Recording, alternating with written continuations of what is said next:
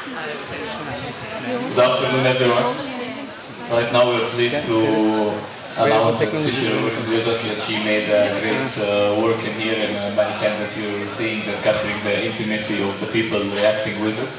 And she's going to start to tell us all about her work and the creativity behind this centering that is now the new era of the fabrication of the fashion, and how it can affect our future. Please, Secil, I'll leave you the thought.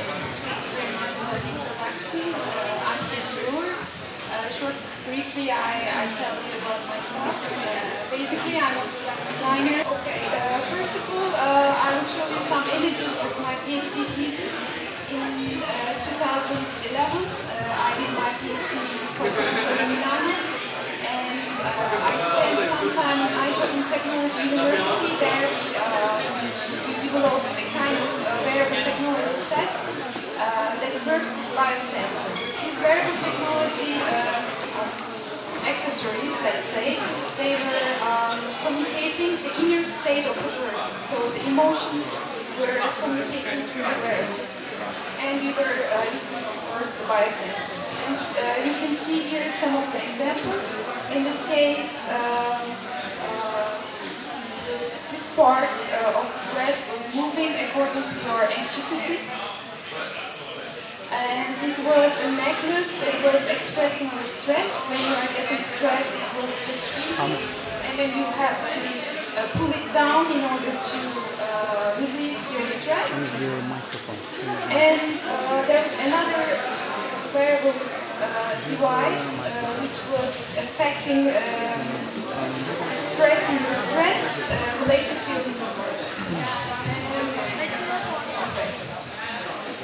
Okay, this is better. Yeah. And here I will show you a video of those wearables.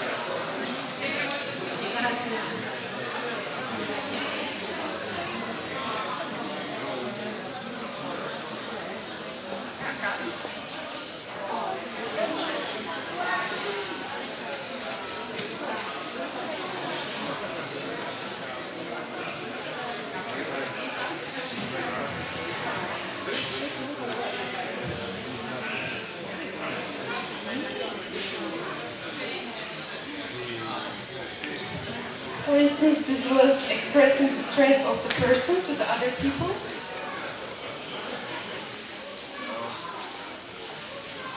And in this approach, I studied on how textile can be transformed into 3D shapes, and this was one of the results that I got.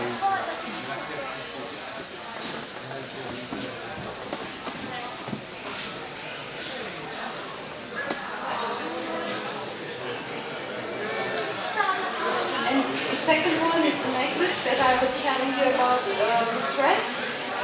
This works with two different biosensors. One is galvanic skin sensors, which senses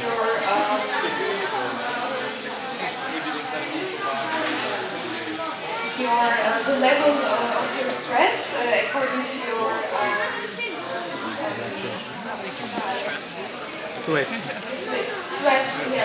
sweat level and heart rate variability. The other one is working only with the heart rate variability sensor, which senses your anxiety. And after this experiment, of course I did some user tests on it.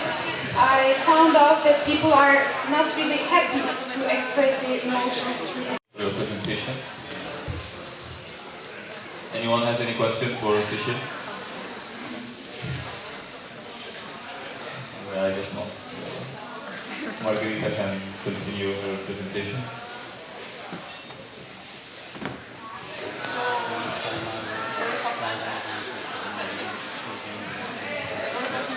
My name is Margarita Medvedeva, and I'm actually a student of Secil, and I'm here on the project for 3D printing, which is a process you can see, and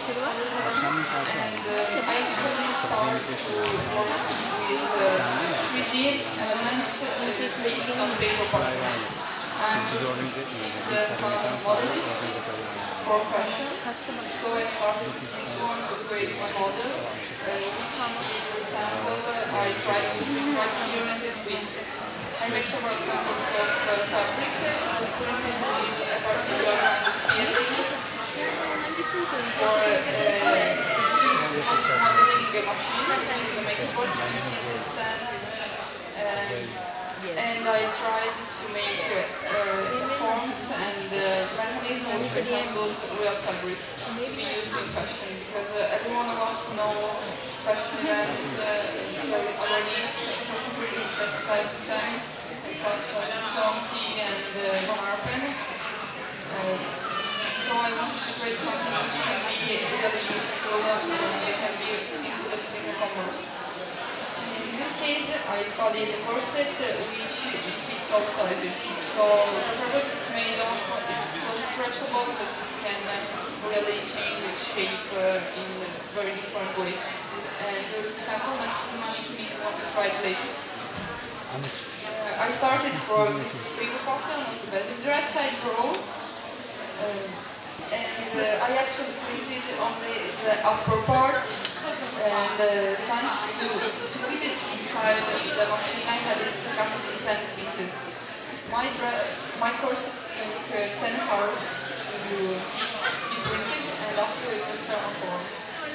As you know, there is a famous dress which was of 3 years ago from famous designer Ventura.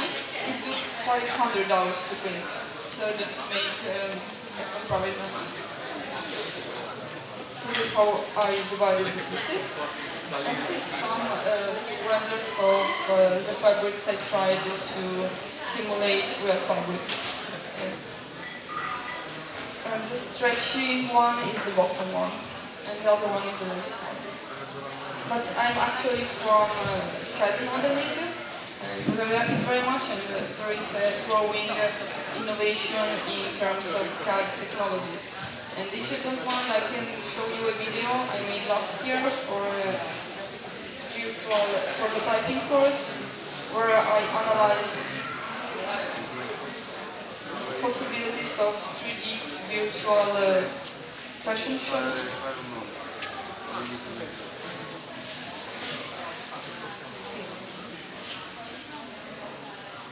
Never mind.